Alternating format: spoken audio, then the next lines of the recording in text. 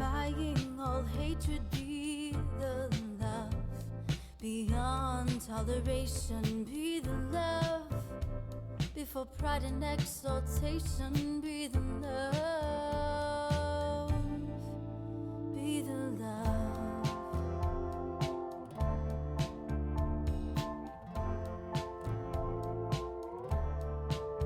Be the hope.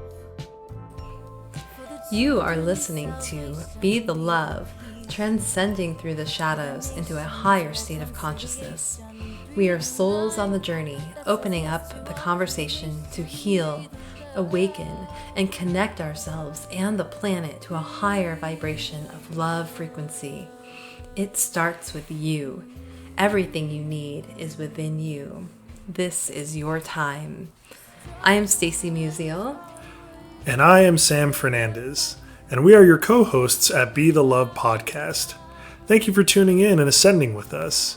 Hop on board the Ascension Bus. Hello and welcome to another episode of Be the Love, transcending through the shadows. My name is Stacy Musial. And my name is Sam Fernandez. And we are your co-hosts and souls on the journey. And if it feels safe for you, I'd just like to invite you to begin to get centered with us and just take a little deep breath in through your nose and out through your mouth. Just breathing out anything that you're ready to let go of. And again, just take another deep breath in through your nose, breathing in calm, peaceful energy, and breathing out just any tension or areas of discomfort that you're ready to let go of. And again, take another deep breath in through your nose and just feeling your whole body in this moment. Breathe out. Just breathe out anything that is no longer keeping you present in this moment. And remember that you always have your breath to come back to. And today, we have Brian James with us today. He is a transformational coach, yoga teacher, musician, and shamanic practitioner. Brian began exploring yoga and plant medicines over 20 years ago. After a crisis in his mid-30s and struggling with stress, anxiety, and addiction, he began his own healing journey. He spent the last decade learning from master teachers and exploring in greater depths the medicine paths of yoga, music, shamanism, and psychology. He has dedicated his life to sharing the healing powers of yoga and music and is taught around the world from Shanghai, China to the heart of the Amazon jungle. Brian is also the author of Yoga Plus Plant Medicine, as well as the host of Medicine Path podcast. So thank you so much for being here today, Brian. It's so nice to have you with us. Yeah, thanks for the invitation. Just to clarify, in the bio, while I started exploring the paths of psychedelics and yoga over 20 years ago, my midlife crisis wasn't 20 years ago. It was about 10 or 12 years ago. So just to not make me older than I am. So I'm 46 now, so it was around 34, 35, where I really started to set out on a path of healing with some intention. But the exploration began many years before, a lot of fumbling around in the dark. So I worked with a little more direction and purpose starting about 10 or 12 years ago. Yeah, but thanks. I appreciate the intro. Sure. Thank you so much for the clarification. So speaking about just that path, tell us a little bit more about what led you to the path and what opened up that path for you. Well, like I said, it was a bit of a midlife crisis, and I'd been working in advertising as a graphic designer, working my way up the corporate ladder, making more money, winning awards, getting a lot of praise for the work I was doing. But as I went up the ladder, I found I became more disconnected from the roots of what got me started on that path in the first place, which was a love of creating, and a love of words and images and mixing the two, and a desire to communicate and to take complex ideas and to make them understandable for people. That's what I really see as my main function when I was a graphic designer. But when I started to do work for corporations that I didn't like, that I didn't feel ethically aligned with, it all started to create a lot of inner conflict and tension, and that was expressed in anxiety. I would have panic attacks lying in shavasana at the yoga class at the local YMCA. I didn't really know what was going on. So it got to the point where it was causing enough friction, that I had to start paying attention. And so I reached out for help, and I sought out a counselor for the first time in my life. And it was really through that journey of starting to reconnect to my dream life, that I can look back and say that I was really reconnecting to my soul. And in that, then finding my way to plant medicines as a way to go deeper into that exploration and reconnecting with, my my original self, we might say. Yeah, I try to stop using the word true self, because it's still such a mystery to me who I really am. There seems to be like an endless depth to the psyche. And so my journey is just to keep exploring that, not with any end goal in sight, but it's really a journey of being open and curious and kind of alive in the wondering as a verb. So plant medicines have been a real big part of that journey, as has yoga. Yoga is something I can do every day to kind of dive deep within and see what's there, see what wants to come forward in my life that day. So it's like a daily check-in with my deepest self, or at least as deep as I can go that particular day. And dreams are very much still a big part of this ongoing exploration. So just paying attention to my dreams, letting them kind of work on me throughout the day or the weeks. Some of them last quite a long time. And also engaging in a conscious relationship with my life partner, my wife, Debbie, who's an astrologer and herbalist and a yoga practitioner. I find that the relationship brings up everything, really, including a lot of the stuff that I'm not so accepting of in myself. I sometimes talk about marriage as like, waking up with a mirror every day, even if you didn't want to have a mirror to reflect back at you that day. But when you're in close, committed relationship with someone, you can't help but see things about yourself. So yeah, the relationship is a big part of this journey too. It sounds like just recognizing, that relationships, they tend to maybe bring out the things that we need to work on the most, or ready to work on, or that's what they're there for, to hold up that mirror and let us see, okay, well, it's not about them, it's about what's happening within myself. And so yeah. And I mean, when you're in love with someone, you really pay attention to them, and just noticing how the way that you are, the things that you say, the things that you do, how it affects that other person. Because it's a special kind of relationship, because they're always there. And so you see the kind of effect that you can have on someone. And maybe it's the unconscious things that you say that you have no awareness of, that they might be like a barb. And that's been a big part of my journey, is learning how to use my voice for a lot of different reasons, but to be really careful about my voice, because my voice does have power.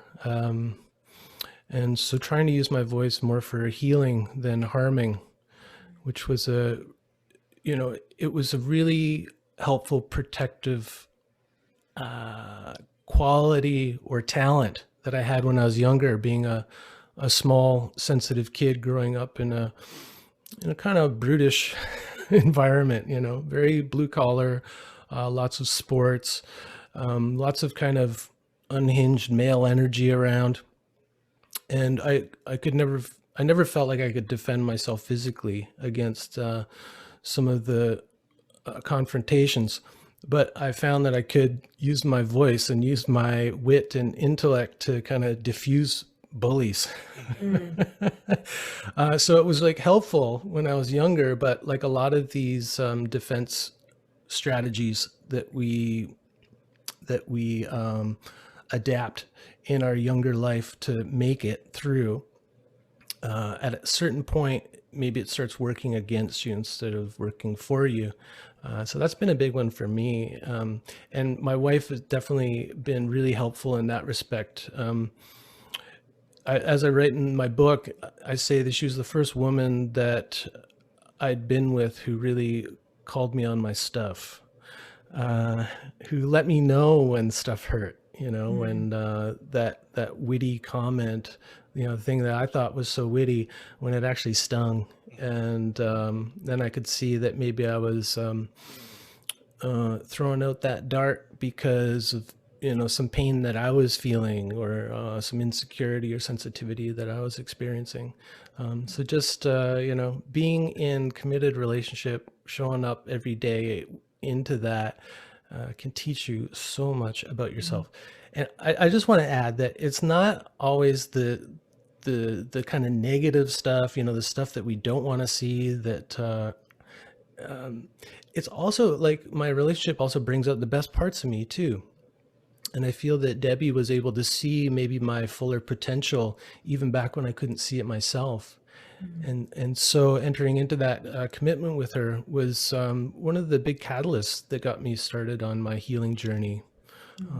So being in a marriage for a couple of years, really starting to see some things about myself, or getting curious about stuff I couldn't see. That was a big part of it too. So in a lot of ways, she's been my biggest guru.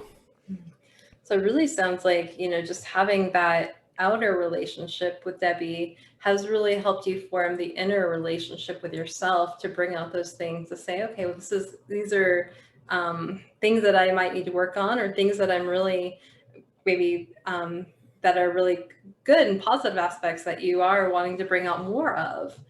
And so you said it was the relationship has been the catalyst for you on your own personal healing journey.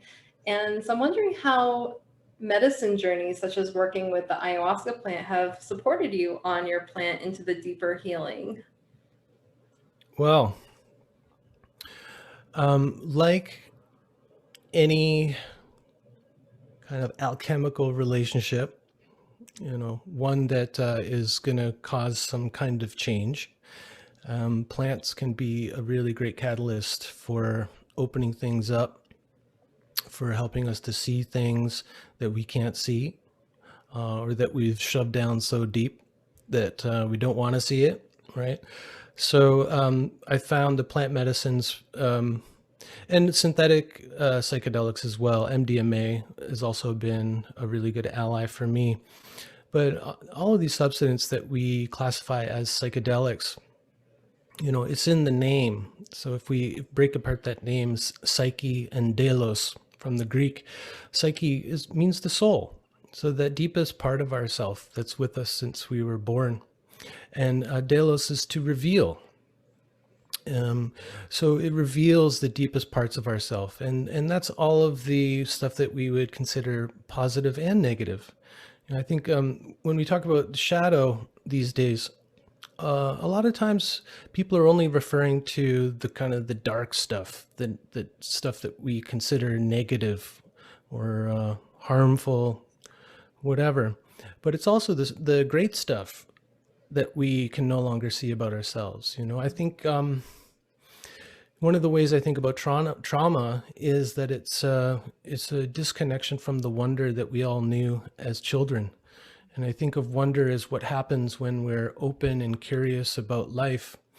The kind of natural response is to be struck with wonder at the vastness of life, the beauty of life. And so the things that we think of like anxiety, depression, despair, I see as symptoms of this disconnection from wonder.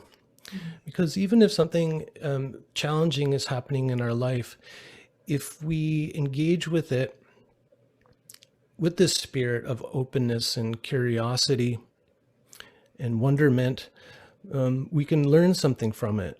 And so taking that thing that's like painful or challenging and learning from it puts it in a context which provides some meaning. And so we don't fall into despair. We don't give up because we can see that it's offering us something, if we're interested in growth and learning along the way, So plants are just another way to do that. And they're a particularly powerful way to do that. At least they were for me. They really helped me just break with the patterns that I was in, for a period of time, enough to get a different perspective on my life and to see that there was something more. There were different possibilities available to me. And at certain points in my life, I really needed that help. So just like a good therapist can do the same thing, offer a different perspective, because the therapist is on the outside, looking at you, looking with you. They can see things from a different perspective and that we can't see because we're right in the middle of it, and if it's a really difficult or painful thing, that can be quite overwhelming and can really kind of constrict our vision or our perception, right? So whatever helps us to see things a different way can give us a taste of freedom. And sometimes that's really all that we need, is just to know that, this may be temporary, that maybe there's another way to see things, which has a profound effect on our view of it or the way it affects us. So any kind of relationship. And so one of my great yoga inspirations, TKV Deskachar, he would always just say very simply that yoga is relationship. And so in the joining of two things, there's a relationship there. And it's being in that relationship with openness and curiosity is where we can learn. We can learn about life, we learn about other people, we learn about nature and the world, but we also learn about ourselves, if we're willing to use the mirrors that are all around us every single day, if we're willing to peer into them and really have a good look at ourselves, they're available. So plant medicines have been really a helpful mirror for me. And so you mentioned just a lot about the relationship we have with plants and plant medicine. And so I wonder if you could just talk a little bit more about that. Like, how does one develop that relationship with that plant, and how can they use that for their own benefit? Yeah. Well, maybe I'm talking about relationships so much today because, before we started recording, I mentioned that it's Venus's day. It's Friday as we record this. And that changes the way that I'm responding, probably. The last podcast I recorded was on a Wednesday, which is Mercury's day. So the archetype of, or the god of communication, but also the kind of trickster spirit. And so I was feeling like a little more like the trickster in that last interview I did. But this one, I seem to be focusing a lot on relationship. So I'll attribute that to being Venus's day, the goddess of love and appreciation. So when we think about relationship with plants, I've come to see it no different than any other relationship, really, with any other living being. We can relate to plants in so many different ways. And I think it's up to each one of us to figure out what that relationship looks like. So with something like plant medicines or psychedelics, it's so individual. Each person's path, how they engage, how often they engage, in what context they engage. Some people are quite happy to do plant medicines on their own, doing solo journeys at home or in nature. Other people find it really helpful to be in a guided ceremony. So it's just such a big kind of wide open thing. But for me, I like to work ceremonially with the powerful plants, like ayahuasca is one of my favorites. I like to do that in a ceremony that has some structure to it, that has an experienced guide. Working with someone who has forged a relationship with those particular plants, because ayahuasca is a combination of 2 plants and sometimes more, depending on who's brewing it. So we'll just say short, like ayahuasca, the brew, whatever that consists of in that particular context. So I like to work with someone who's got a long relationship with those particular plants, with that brew. That's just the way that I've preferred to do it. That said, one of the ways that I've sustained that relationship, there have been periods of time where I've microdosed ayahuasca as part of my yoga practice. And I felt at that time that I just needed to stay connected to it, needed to have it in me, literally, in order to maintain that connection, to stay connected to what I'd learned in previous ceremonies. At other times, I just feel it's with me at this point. One of the maestros that I worked with in Peru, Maestro Juan Flores, who I'm actually going to be seeing on Zoom later today, amazingly enough. So he's going to be beaming out a virtual ceremony from Mayon Tayacu, which is in Peru. But the way that he would talk about what happens when we ingest these plants. So whether it's the plants of the ayahuasca brew or another plant that he gave me called bobansana, which is a beautiful little flowering shrub that grows by the rivers in South America. The way that he would talk about it was that when you imbibe the plant, it starts to grow in you. And then it's always with you. And then your job is to cultivate the plant within you. So the way that I interpret that is to cultivate the qualities that the plant is giving me or helping to reveal within myself. And that's a way of like kind of nourishing that plant in you. So like with bobansana, I found bobansana is like it's almost like the rose. So I told you I had some rose water here, and I associate rose and bobansana both with the heart. And so opening us up to love and acceptance and compassion, all these like really lovely, juicy qualities that help us be in better relationship with everything. So I found bobansana had very much the same effect on me. So while I may not have any bobansana around here, I do have this kind of northern equivalent of wild rose. So I can drink the wild rose tea. I can use the agua florida made from rose. I can have a rose around me, like a physical flower. And every time I'm engaging, whether it's the Florida water, so I get the smell, I drink the tea, I get the taste, or I look at a rose and kind of get the beauty of the form. It reminds me of the insight that I had when, I drank bobansana. And it reminds me to love more, to try to be more open and accepting.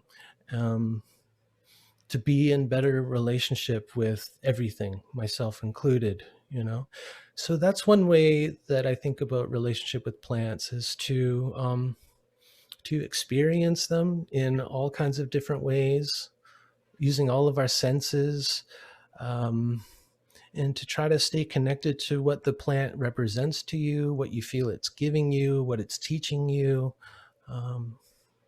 Yeah. Does that help? Does that answer your question?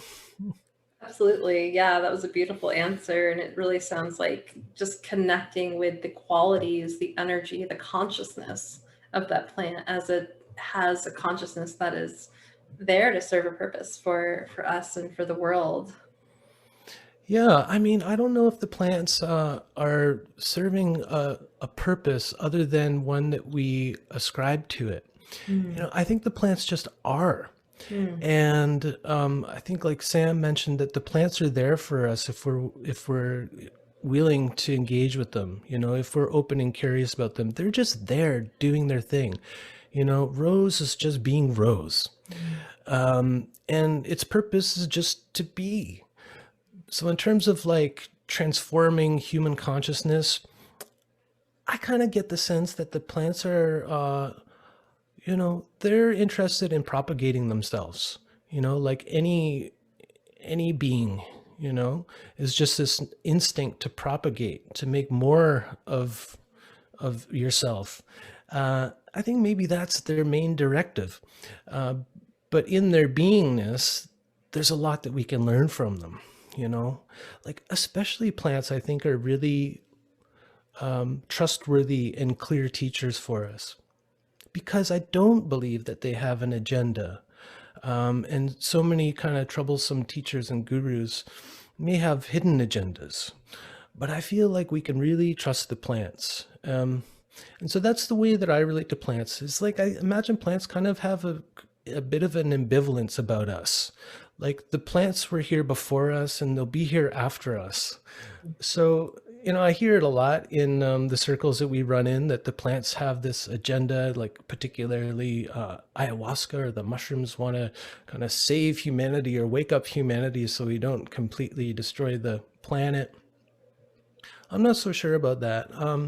And like to each their own. But for me, the plants are there doing their plant thing.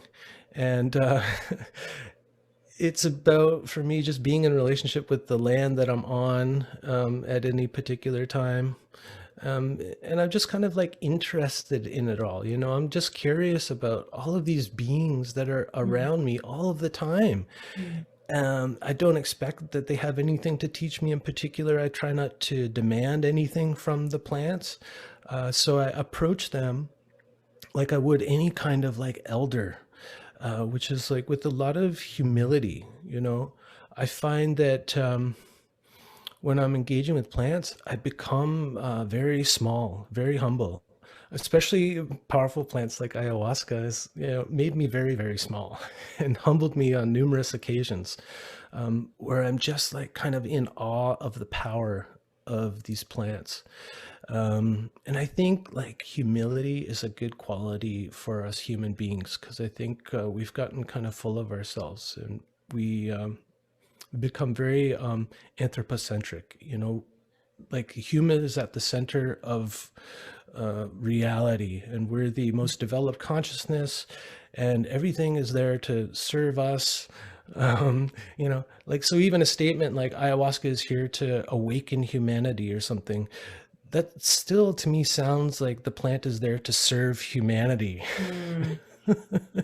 Whereas I think, let's be in service to the plants actually, because the plants have proven that they know how to get along. They know how to live in harmony with the environment, with the planet as a whole. Before we came along, the plants were doing just fine. The dinosaurs came and went, the plants are still there propagating. And if it wasn't for the plants, none of us would be here. So let's bow to the plants and humble ourselves to the plants. Yeah. Definitely. Yeah, that, Sam's into that. He's a plant man, I can tell. And I just love the, the beauty and the simplicity of it all. I mean, it's nothing complicated. You're on a hike or a nature walk or something, and you look over and you see a plant, and you wonder, I wonder what kind of plant that is. And me, kind of going into my little insanity, I'll actually walk up and say, "Hello, what's your name? How are you?" And have a not a conversation where I can actually hear the plant's words, but like an energetic exchange. And I think that's it's one of the simplest but the most beautiful things that I've really ever encountered, is just having an energy exchange with plants and trees and things of that nature. And like I did say before, I am getting into the herbalism and the shamanic herbalism and all of that. I haven't done any ayahuasca. I haven't done mushrooms. I haven't done any of that. So I'm still a little reluctant on that. So I was just wondering if you could kind of explain to me, and anybody else who is interested but hasn't tried it yet, what your first experience with ayahuasca was, and maybe kind of take us through what an ayahuasca ceremony might contain. Okay. That's a big question. So my first, it's a kind of a complicated question, and I'll explain why. So my first experience with what we would think of as ayahuasca was within the context of the Santo Daime Church, which is a syncretic church that came out of Brazil in the early part of the 20th century. It was started by a black rubber tapper who met some indigenous people in the forest and got introduced to ayahuasca and had some visions and started receiving these hymns, these songs. And so out of that grew this new religion of Santo Daime. So my first experience was in a Santo Daime church. And in the Santo Daime, they don't call the brew ayahuasca. While it consists of the same plants as ayahuasca, in the making of it, it's made into a sacrament that they call daime, which is like a Brazilian colloquialism that means like, give me. So in the hymns, you'll hear things like dai-me luz, dai-me força, dai-me amor. So give me light, give me love, give me strength. So we're really like asking of the daime, or the ayahuasca, but let's call it daime, asking the daime for all of these good qualities that we want to plant within ourselves so they can like flourish through us, through our words and our actions and our thoughts. So that's my first experience. So just to make that distinction that, we would, if you took the brew out of the church and you brought it into a lab, they would say, oh yes, this is what we know of as ayahuasca. It has the kapi vine and the chacruna leaf. But in that context, it's called daime. So I think it's an important distinction. And the first experience, I wrote about that one in the book because it was so pivotal for me. And so the way that ceremony looked is not like any other ceremony that you're ever going to go to, because even in the Santo Daime Church, there's a certain ritual structure to it. There are certain symbols that are always used. Like there's always a cross in the center that has 2 horizontal bars on it. The top one is a smaller bar. So it's a typical crucifix that we think of, but there's a smaller bar above the main horizontal. And in the Santo Daime, that represents the second coming of Christ, which they believe will happen in the hearts of all people through the propagation of the daime. So the daime is like the new sacrament that will awaken cosmic Christ consciousness in the hearts of all people. And that will create a new Jerusalem. So the world as a holy land, where we're so that's kind of like part of their doctrine. And I think that's really beautiful. I love that vision, that image. So in that particular ceremony, there was these kind of certain ritual structures that I've come to recognize as being integral to the Santo Daime. But, it was a particular group who, it's the Santo Daime because it comes from the syncretism of Brazil. So taking a bunch of different things and putting together in a unique way. It's always changing. And there are these different lines that splinter off, like the main trunk that do it all their own unique way. So bring in different influences depending on the area that they're in or the teachers that they're connected to. So there's no one kind of typical Santo Daime ritual. So what that one looked like, I mean, I don't know what kind of detail you want me to go into. I do write about it, but it was a very difficult ceremony for me. I had a second serving of the daime, and that really knocked me out, literally. It knocked me out of my chair. I hit my head. I went out for a little while. And then when I came to, I came back into the circle and felt like it not only cracked open my head, but it cracked open my heart. And I feel like there was an intelligence working there that knocked me out of my chair.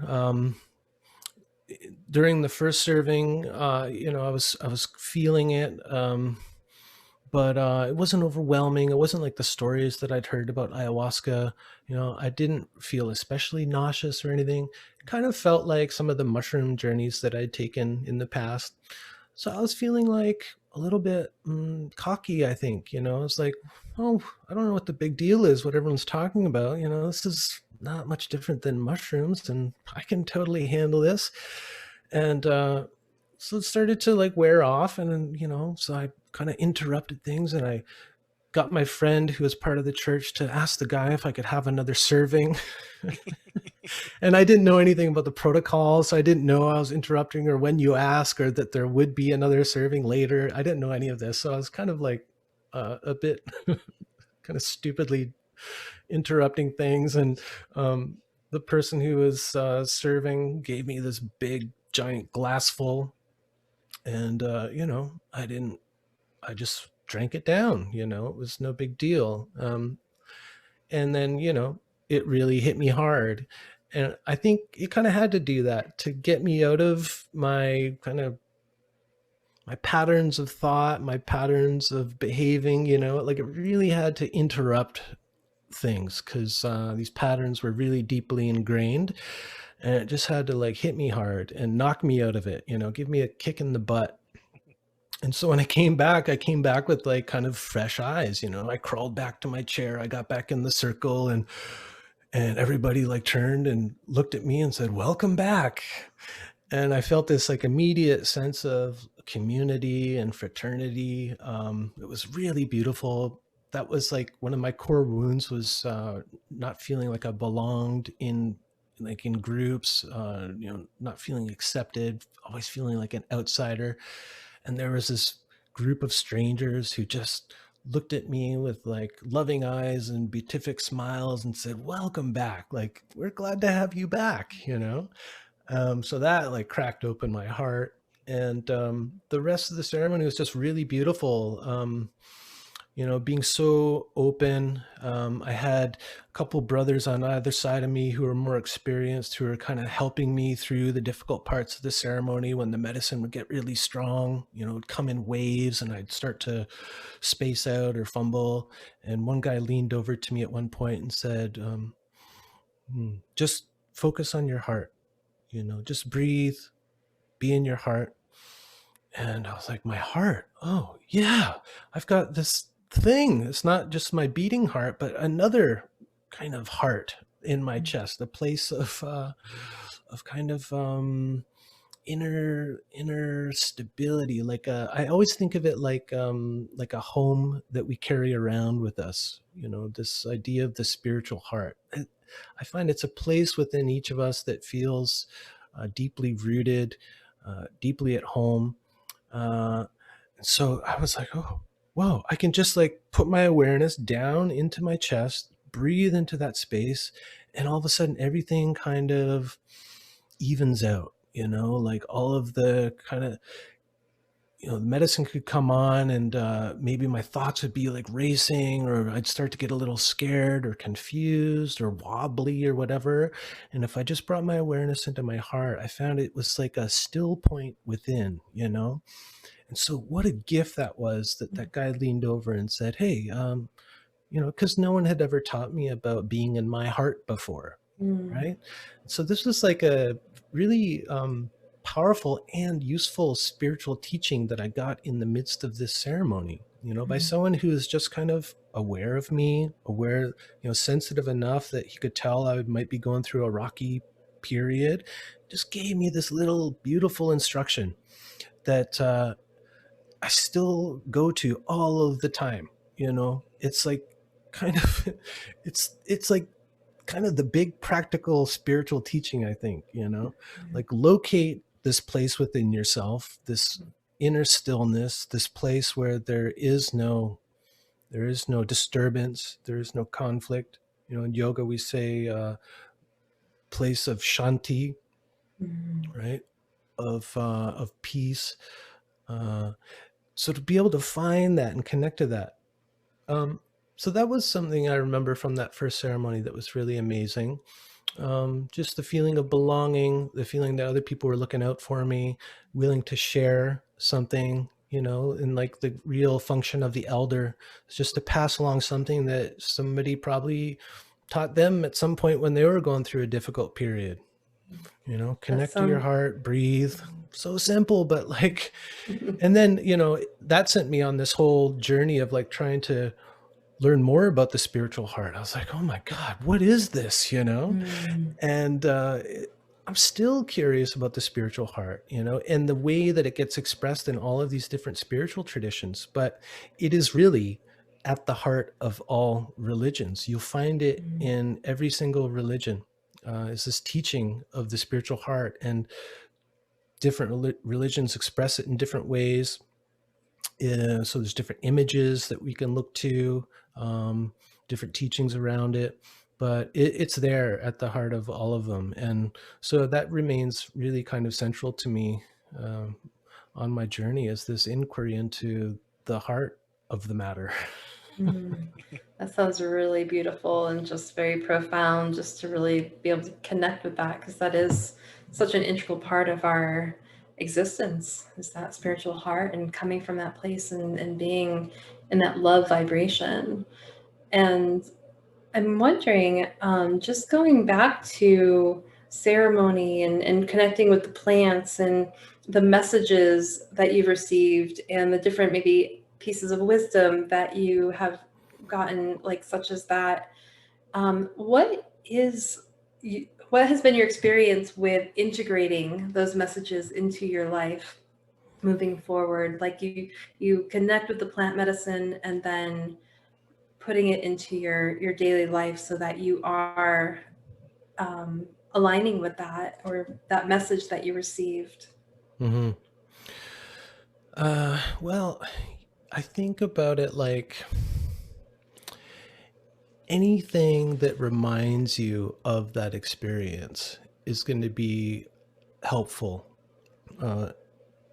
for you to integrate the experience. The profound revelation that you had in ceremony seems to fade pretty quickly.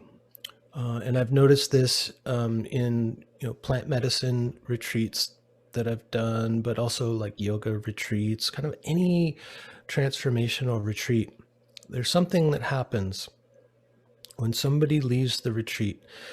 The farther they get away from the place where the revelation happened, the more it starts to dissipate almost immediately. It's almost like as we enter back into the wider culture, it can be really hard to hold on to that feeling that you had, or that realization that you had, that seemed just like it was going to be so central to your life forever. Like there's no turning back. Like I've changed forever. Well, you'd be surprised how quickly we can fall back into old patterns. I think it's because the kind of dominant culture is so dominant and so powerful, and we're so kind of plugged into it all through all of these different channels, so we're receiving all these different images and messages all the time, that maybe the revelation that we had starts to get like smaller, or more intangible, and we maybe start to doubt it, like, oh God, that whole thing about the heart, was that just like super high? Or was that like real? So for me, as I like return from a plant medicine retreat or any kind of transformational experience I've had, I always try to like bring something tangible back that reminds me of the experience. So like I was talking about before, like continuing this relationship with the plants. Journaling has been really helpful to me. So while I'm still kind of in that dreamlike state, where it feels so real and so important, I write it down, or I often find myself making like a little picture that somehow describes the revelation that I had. I find talking to other people can be helpful. Sharing the experience can make it more real. So whenever I'd come back from one of my Central Daime road trips, first thing I do is sit down with Debbie and I kind of give her the big download. And I found doing that was really helpful in integrating it, making it a part of who I am, and a part of my life. I always bring back like some artwork and things like that,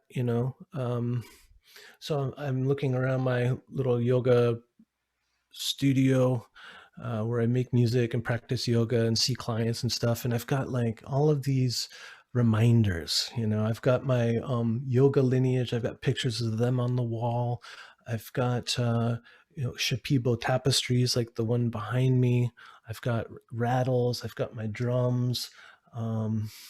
You know, I've got all these things to keep me kind of in it, keep me connected to that experience. And then that connects me to the teaching that I received, the insight that I had, the revelation that came to me, whatever. Every time I look at these things, it evokes something of those experiences for me. And also, getting myself back into a similar state of being, into that state of like openness and wonder is really helpful. So my yoga practice is super helpful for that.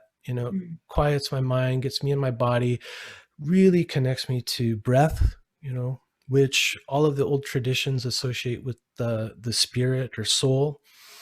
And you really start to get that when you go deep into your breath, in just getting really sensitive about your breath. So working on pranayama, which is like this whole art form of being in deeper relationship with your breath. And like when we get interested in something, it opens us up to wonder, because anything that we really look at with fresh eyes is so mysterious and wonderful. I've done lots of meditations where I'm just staring at a candle flame. And I look at the flame, and if I really look at it, with fresh eyes, it's the most amazing thing. I've got one in front of me now, so I'm looking, and the flame is dancing. It's giving off this like golden light. It's from a beeswax candle. It's giving off warmth. It seems somehow to be nourishing me, It's like a lot different looking at that candle than looking at my computer screen. One is this kind of like cold blue light that feels very flat to me. Even though I can see you guys, there's a flatness to that world in the computer. And then when I turn my head and look at this candle flame dancing, it just seems alive, and it seems like it's in relationship with the environment. Whatever subtle breeze is coming through, it's responding to that. So it's available to us all the time, these kind of revelations and ways to open up to the wonder of life. We just have to look at things with fresh eyes. And so anything that you do that brings about that kind of childlike way of seeing, um, for me, yoga is helpful. I love chanting and singing like, with my guitar. So not like Vedic chanting, but just singing these little medicine songs that I've learned. Anything that just gets me out of that kind of default state of like planning and analyzing, all of that, something to interrupt that. And there's just so many ways to do that. I think for each of us, we just want to find our own special sauce, So for me, it's like, it's music, it's yoga, it's shamanism.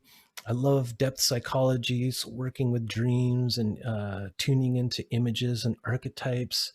I love nature, and I'm really blessed to live in a very naturally abundant place, in this coastal rainforest. So I go for a walk with my dog, and he reminds me to stop and sniff around,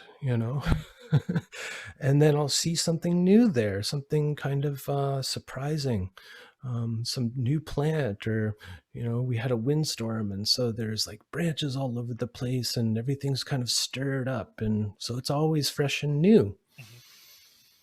So integration, it's really personal. And when I work with people, it's me getting curious, so offering some different perspective, but really what I try to do is just help them find their own special sauce. What are the things that open up your heart? What are the things that you really love? What are the aspects of whatever experience you've had? What are the aspects of it that kind of stay with you? What are the seeds that have been planted that you can nourish?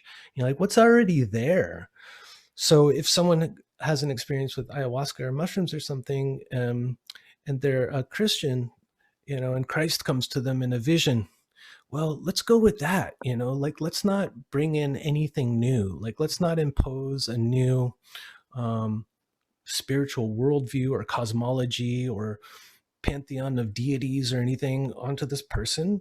Let's use what's there.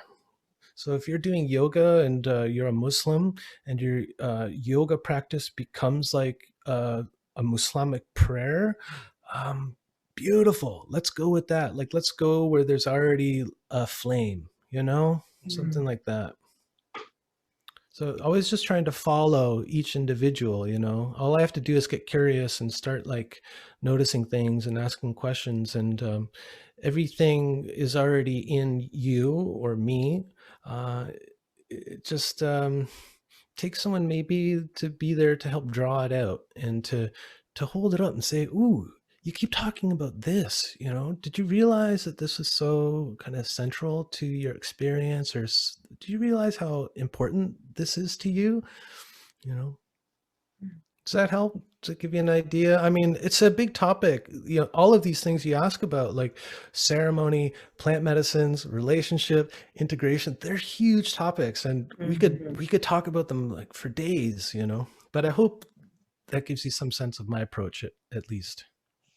Yeah, it definitely does. And I love hearing, your explanation of like the correlation of everything. It's again, and I know I've used the word before, but it's it's simple and it's beautiful.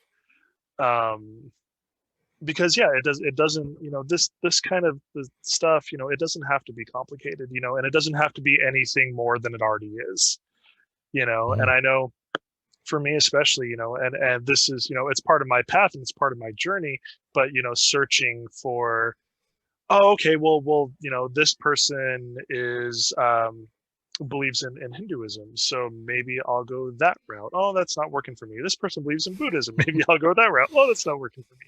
And instead, kind of, going, like you said, like deep within, going into the heart, going into what's already there, and nourishing what's already there. um, and kind of and restoring what's already there, and I know that your shamanic practice, it's seems like a really amazing practice. And one thing on your website that really drew my attention was your statement that says it's only by restoring shamanic roots of yoga that we can access its full potential as a path of healing and transformation. So what exactly are those shamanic roots of yoga, and how would we begin restoring those roots? Good question. So that statement is, of course, my opinion, and reflects my very personal experience of yoga and shamanism. So that disclaimer said, let me try to explain it, what I meant by that. So as I got deeper into yoga and explored more of the shamanic path, including work with plant medicines, but also other shamanic techniques like journeying with the drum, chanting with a rattle, things like that. Working with the kind of the everyday plant teachers around us, living a more shamanic life. I started to see that there was a lot of similarities between the deeper aspects of yoga that I had to really go digging for, and what we call shamanism. Now, it's complex because the word shamanism itself is an anthropologist's term, right? So it's a very broad term that describes a very diverse range of practices and expressions. Basically, the way I think about it is that what we call shamanism is a range of practices that are intended to facilitate healing and to attain spiritual knowledge and power. So I say spiritual because there's something of the mystery in it. There's something of the unseen world in it, right? That's what makes it a little different from seeking knowledge by reading books or practicing science in the way that we think of science, right? So there's something about it that there's the healing aspect. There's also this seeking knowledge and power. And if I take that definition of shamanism, which I think most people would agree with, and I overlay that on top of what I know of yoga, I can see that that definition works for yoga too. So yoga is another very broad term that describes a whole range of practices and approach. There's hatha yoga, there's raja yoga, there's karma yoga, there's bhakti yoga. It's like yoga has been kind of split up into all these different expressions, and those expressions turn into schools, and they can get kind of like rigid and self-contained. But one of my primary yoga inspirations, Sri Krishnamacharya, he said that there's really only one yoga, and that it was a mistake to divide it up into all of these different approaches or paths. And what he really wanted to do was to reunite all the aspects of yoga that have been divided out. Of course, we know yoga means to join, right? So to divide up yoga into all of these parts and codify them into brands or styles or whatever is counter to the goal of yoga, just to join. So if we think about hatha yoga, I think that's really, when we think about healing. So healing the physical body, yes, the asanas can be really good for that. But primary to hatha yoga is healing with the breath. So there's a whole aspect of hatha yoga, and I think it's really the heart of hatha yoga is this, what I might call energy management. So learning how to manage your prana, so that you can be healthy. When our prana is functioning, then our mind is also healthy. It's more in its natural state where it's flexible and open, and you can be alert, but it's not an agitated alertness. There's a kind of inner stability that comes when your prana is well managed. So Hatha Yoga, I see really as a form of energy healing, just like many of the shamanic traditions have that same view of healing, that at the root of all of these things, all these symptoms that we can recognize, and I think in the West become too fixated on, is just alleviating the symptom. They would say that there's an energetic cause to any of those symptoms, right? So the idea is to get to the root cause. And shamanic traditions, yoga tradition, see that really as energetic blockages or disturbances. So how do we restore that? So that's the healing aspect, and Hatha Yoga is really focused on that. But if you go to a typical yoga class these days, it's mostly just about postures. So it's about finding healing in the physical body alone. And you might find some classes that bring in more breath work, but it doesn't have the central place that it does in the actual tradition, where the asanas are really there to facilitate the breath work. So, some kind of constriction in me can manifest physically, as physical tension or a kind of holding pattern in my body. And we find this a lot with people who have experienced some kind of trauma in their life. There'll be some kind of place of held tension in the body. If we think about that as an energetic blockage, and we approach it through breath work, which, now we can use science and we go, okay, when we're doing the breath work, we're actually restoring like a natural function to the nervous system, which then our Western mind can go, oh, okay, well, of course, that's going to have an effect on the physical body and the mind.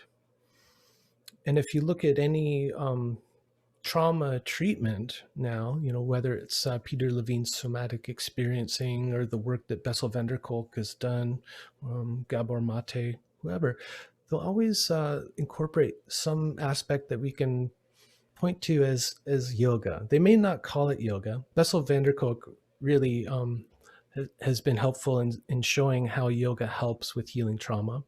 But sometimes they're just working with the breath in some way. So Peter Levine might ask a client who's experiencing some distress to take a deep breath in and then make a sound with their exhalation, like, oh. Now, he's not calling that chanting, but that's basically what he's having someone do. And chanting Om would have very much the same effect in restoring this natural state of the nervous system where we're alert but relaxed. So that natural state of the nervous system is the one in which we can be in relationship with something. So in order to be in, I'll just say, right relationship with something, whether it's a person or a plant, we need to be in an open and receptive state. We have to be willing to really see and feel and hear the person. And we have to be alert. Like, we have to be paying attention, but we don't want to be too alert that we're kind of over vigilant, because that brings kind of like a tension and a constriction, like a hyper focus to what we're able to see, right? So there's like this balance of openness but alertness, and in yoga we call that sthira sukha. These are the qualities we want to cultivate in our person, in our asana practice: steadiness but openness, alertness but relaxation. So where was I going with all of this? I went down a rabbit hole of talking about yoga, and I want to make sure that I answer your question. Shamanic Roots of Yoga, right? Okay, so let's see if I can bring this back around. I tend to go off on tangents. So one aspect that I would see is shamanic of yoga is the healing aspect. So yes, then I started to talk about how it's an energetic healing process that we can engage in, but also seeking the knowledge too, and the special knowledge, the hidden knowledge, the esoteric knowledge. This is very much at the core of yoga as well. If we are alert and relaxed and open, we can learn things about ourselves and about the world around us. We can, like we talked about this before, if you really pay attention to a plant or a candle flame, you're going to receive some kind of secret information about it, some kind of like, it's like a secret of the universe sometimes. So you watch. And so through the energetic practices of Hatha Yoga, we can cultivate this state of alert openness, like meeting things halfway. Like I'm alert, so I'm paying attention, but I'm also open and receptive. So it's this kind of play. And then power. So, in shamanism, we can think about power as having some kind of control over things, the ability to affect matter, ability to affect things through whatever kind of shamanic technique. The Shipibo people who I've been with will do that through singing, through the voice. They talk about it like the ayahuasca helps to open up the patient so that then the healer can go in and create more energetic balance and harmony in their system through the use of sound. So using sound like a kind of like surgeon or maybe better is like someone who can realign things so that things flow properly, right? But also using the drum or the rattle. There's a lot of different ways to kind of affect things. And I see that as a kind of power.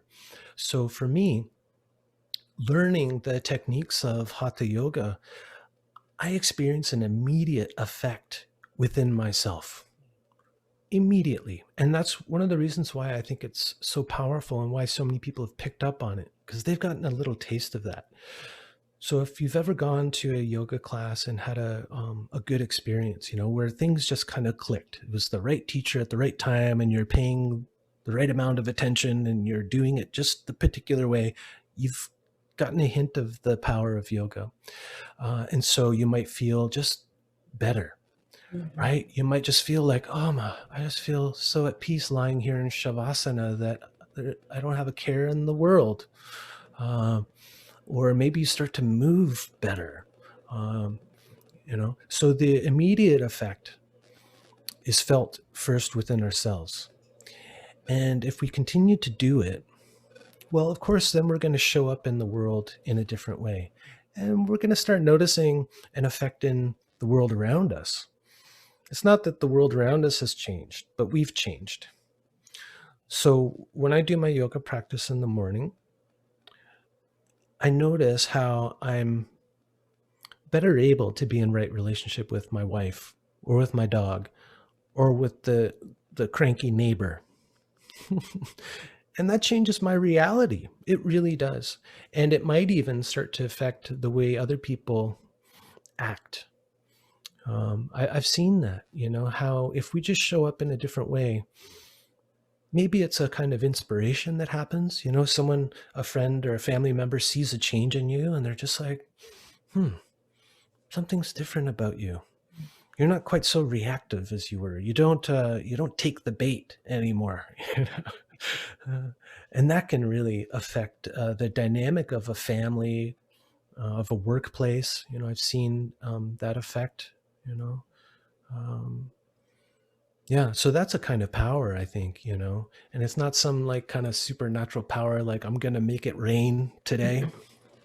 I haven't achieved that kind of power, but I have the power now by learning these techniques and learning how to apply them to really create a change within myself. And I see how that starts to change the world that I live in, right? So healing, knowledge, and power. And those I see just as primary aspects of shamanism and of yoga. So how do we reclaim that in yoga? Well, to go back, to look at what are the core practices of yoga, to discover the power of the breath. And I don't mean breath applied in this kind of forceful way that's gotten quite popular now, like with, holotropic breath work or Wim Hof breath work, this kind of thing. It's like this real, like, vigorous hyperventilation in order to, I don't know, throw viruses out of your system or whatever, right? Or to achieve some kind of psychedelic state. It's a lot more subtle in the yoga tradition, and there's a subtlety to it. There's a kind of finesse and art to it,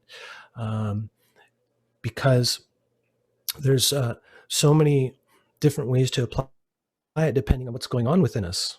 So it's like being a like a jungle doctor. Patanjali, who's one of the kind of root sources of yoga. He was considered a great sage, but he's a very shamanic figure. And when he's depicted, he's half man, half serpent. His lower half is a coiled serpent, and he will usually have a hood of serpents over his head. It's kind of like a protection, or somehow symbolizing like the Sahasrara chakra, like this openness, this connection to the cosmos, to the infinite. Because the serpent usually signifies wisdom, but also the infinite. You think about how a serpent slithers along. It just seems like there's no beginning and end. So very much a shamanic figure. So when you learn yoga, you can be like a shaman.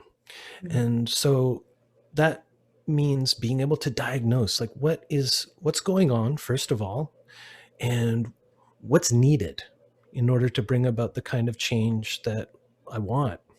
Right. So where do I apply my power? How do I apply power in a good way, or in a helpful way, or a creative way, a life supporting way?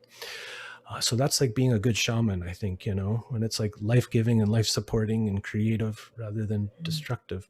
Because power is, again, like, I think nature is ambivalent. It's benign. It can be used for good or bad, right? So I become more skillful in my application of the yogic techniques. And so there's all these subtle ways to work with your breath, subtle ways to work with sound, all kinds of different ways to work with meditation, depending on the person and what their interests are, what kind of cultural background they come from. Like, I would never ask a Christian to chant to Shiva or to pray to a statue of Shiva or image of Shiva. They're a Christian, right? It's like, find that seed that's already in them. So maybe it's Christ or it's Mary, and so then as a teacher, I'm helping adapt to them. And this is what I was taught that is integral to yoga, is learning how to adapt yoga to the individual, not adapt the individual to the yoga. Like Sam, when you talked about, you find this teacher, you think they're really great, and it's like, well, they're a Buddhist, so maybe that's the way. And so you think, well, I've got to become a Buddhist for a while too, and see, like, if I can be like this person I admire. Or then a Hindu comes along and you're like, oh my God, Ram Dass went to India. That must be the path. And so you try it out. But I really think it's about, like, discovering the seeds that are already in us, because we have those seeds within us. Each one of us comes from a lineage, and there are things that come through us, through that lineage, whether we have like a physical relationship with our elders. Some of us don't. We have really fractured kind of families, but those seeds get carried through, and I think those are like in the soil of our being. Those seeds are already there. So what's there already? And finding ways to nourish that and to bring that out is a kind of yoga. A teacher I really admire, Thomas More, he wrote a famous book called Care of the Soul. And then he later wrote a book called A Religion of One's Own. And he was very much about this journey of exploration and finding what seeds are in me. How do I nourish them? How do I nurture them? How do I help them come? How do I help them flower? Oh, thank you so much for just sharing that. I mean, just really, it's I think, comes back to, yeah, meeting people where they're at and honoring each other for who we are as individuals and what has led us there. So planting, not just planting, but like um, growing those seeds, nurturing the seeds that are already there within each and every one of us, and what resonates, because what resonates with one might not resonate with another, and it's never out there, but it's within. And as you mentioned earlier, that you started to notice those changes within, and your outer environment started to change. And so I think when we finally find what works, what resonates, what we feel called to do, and trusting our own inner wisdom on that, recognizing within, then the outside is going to change. And because as soon as we start listening to our own selves and loving ourselves for where we're at, it also emanates outward. Yeah. So It's something that we hear a lot, but it's maybe not so easy for a lot of people, because because of whatever reason, maybe it's a trauma that someone's experienced, or something in the family or in the culture. But a lot of people, and I know I felt this way before that kind of big breakthrough experience, feeling really disconnected from that wisdom within, like even forgetting that it was ever there, right? Being kind of so, unconscious of it, that, to hear something like, just listen to your inner wisdom. Like, we say these things, but we have to first find the connection, right? We have to make the connection. And that, then it's really helpful to have a teacher or a guide or a therapist like yourself, or sometimes a plant medicine, or just that amazing magical yoga class where something just cracks open and you don't know how it happened, but oh my God, I feel something. Like, I feel the connection. So that's like the first step, is to restore that connection. And that's different for everyone. That's why, as people who act as guides, like you and I, Stacy, we have to be really sensitive to how that person shows up, where they're at. Because the last thing I would do is assume that that person already knows that they have a heart, that they have an inner guide. Because I know there was a time where if somebody said that to me, I said, what the hell are you talking about? Listen, last thing I want to do is listen to myself. It's like, it's a bunch of noise in there. And every time I listen to myself, I get myself in trouble, right? Like, I didn't see any wisdom in there. And that's why I needed help. So yeah, just to say that, because someone out there listening right now who's going like, what are you talking about? it's so true. A lot of the work I do is about reconnecting someone back to just their body, and that's where it starts. They starting to connect and trusting their own body, and that their mind and their body are not separate, working through that. Yeah. But depending on that person's experience, the body can feel like a really unsafe or foreign place, right? So we have to go gently, and we have to go step by step. Peter Levine calls it titration. So that means just like letting a little bit of experience in at a time. Like, sometimes that's what's needed. And something like ayahuasca just opens the floodgates, and that can be quite re-traumatizing for some people, right? So some people need like we say in the jungle, like poco a poco, like little by little. So you just need like a little, like baby steps in toward that connection. Yeah, it's beautiful. I love that. And yeah, the analogy I always like to think about is just peeling back the layer of the onion. It's about starting out here, no matter where the person's at. We, treading lightly. Yeah, little by and little. There might be tears. Absolutely. Just like peeling an onion. That's a good analogy. Moving that resistance. Exactly. Yeah, the tears. I love that. That's definitely. Yeah, we got to peel back the onion, and just to warn you, there might be some tears. Absolutely. Yeah. Very cool. Well, thank you so much for just being here with us today and sharing your wisdom and insights and just your knowledge and just everything what you've shared with us today. Is there anything else that you would like to leave our listeners with?